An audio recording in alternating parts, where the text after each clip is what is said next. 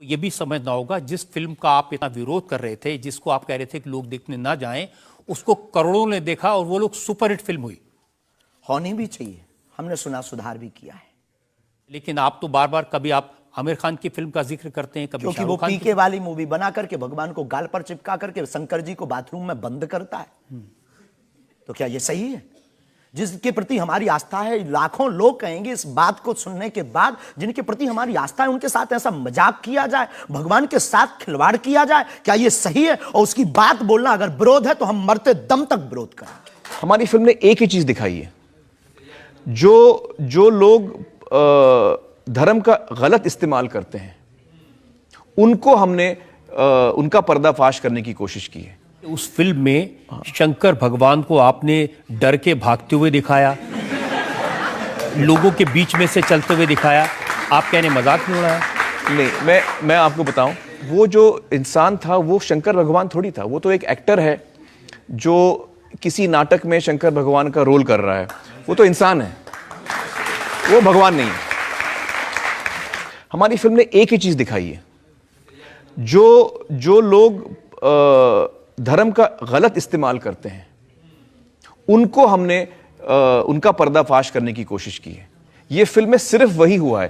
पहले और ले लूं। स्वामी जी, मेरा आग्रह है आपसे, अगर आप अपना जवाब थोड़ा छोटा रखें क्योंकि हमारे पास वक्त बहुत कम है, कई मसलों पर हम चर्चा कर पाएंगे। अगला सवाल मेरा आपसे है, जो मैं आपसे बहुत विनम्रता से पूछना चाहता हूं। क्या आज आपको लगता है, चाहे आप राम की बात करें, कृष्ण की बात करें या साईं बाबा की बात करें, इनमें से किसी की भी पूजा नहीं होनी चाहिए?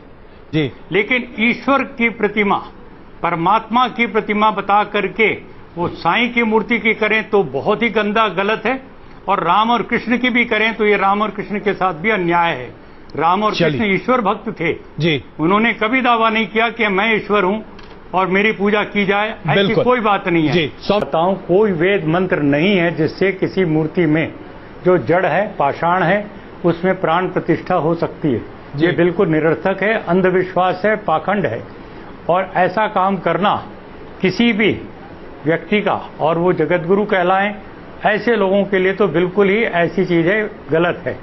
मैं बड़ी विनम्रता से फिर कहना चाहता हूं, यदि प्राण प्रतिष्ठा आप करने का दावा करते हैं तो बताइए वो वेद का कौन सा मंत्र है जिसके उच्चारण से प्राण प्रतिष्ठा होती है? नंबर 1 वेद। दूसरी बात, उस प्राण प्रतिष्ठित राम की, कृष्ण की या किसी की भी देवता भगवान की मूर्ति प्राण प्रतिष्ठित हो जाने के बाद क्यों नहीं खाना पीना बोलना चलना शुरू करती? जरा प्राणवान होने का थोड़ा सा तो परिचय दे। वो आपने बता दिया वो प्राणवंत हो गई मूर्ति जी। अब उसके बाद आपने लोगों की भीड़ इकट्ठी की और परमात्मा का अवतार पूजो जी, ये कह करके चढ़ावा इकट्ठा करना शुरू किया।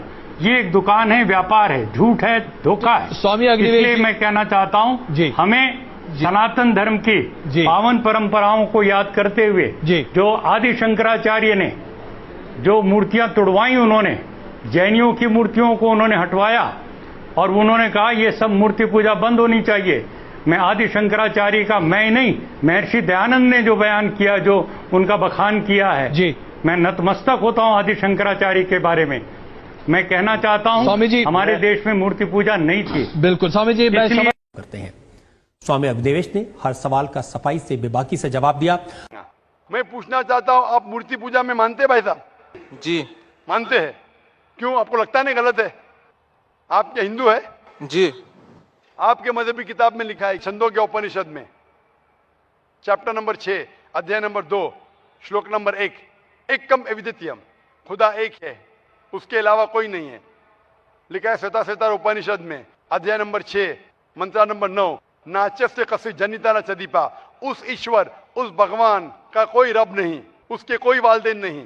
लिखा है श्वेता उपनिषद में, चैप्टर नंबर 4, मंत्र नंबर 19 में, न तस्य प्रतिमा अस्ति, उस ईश्वर, उस भगवान की कोई प्रतिमा नहीं, कोई अक्ष नहीं, कोई पिक्चर नहीं, कोई पेंटिंग नहीं, कोई फोटोग्राफ नहीं, कोई मूर्ति नहीं, कोई बुत नहीं।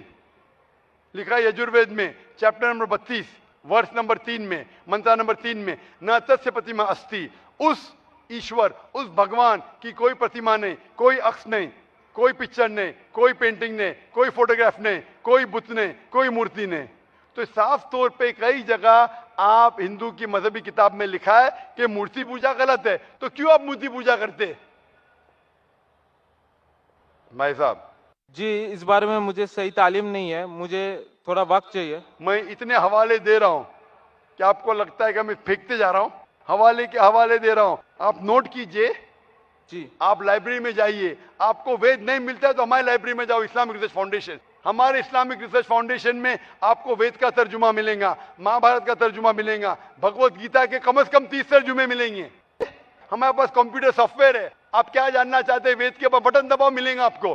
किधर लिखा है मूर्ति पूजा हराम में, बटन दबाओ कंप्यूटर में निकलेगा बाहर। वेद के कंप्यूटर सॉफ्टवेयर है, बाइबल के कंप्यूटर सॉफ्टवेयर है, कुरान के कंप्यूटर सॉफ्टवेयर है, हदीस के। तो मैं आपसे दरखास्त करता हूं कि आप रिसर्च कीजिए कि खुदा एक है, रिसर्च कीजिए कि मूर्ति पूजा गलत है, रिसर्च कीजिए कि आखिरी पैगंबर मोहम्मद सल्लल्लाहु अलैहि वसल्लम है। और मैं दुआ करता हूं कि आपको हक जल्दी मिलेंगे ताकि आप इस दुनिया और आखिरत में सफलता पाए। शुक्रिया।